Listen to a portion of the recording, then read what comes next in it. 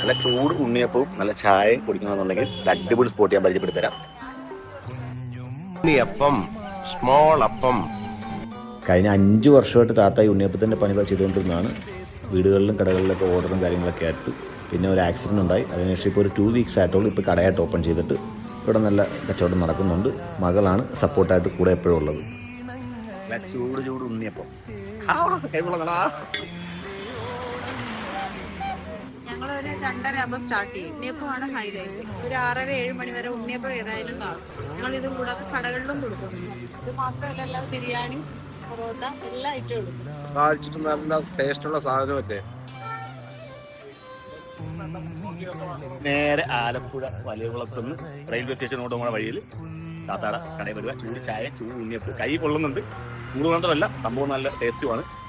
എന്റെ ഉണ്ണിയുടെ കടയാണ്. എല്ലാരും വന്ന് കഴിച്ചു നോക്കിയിട്ട് അഭിപ്രായം പറയും.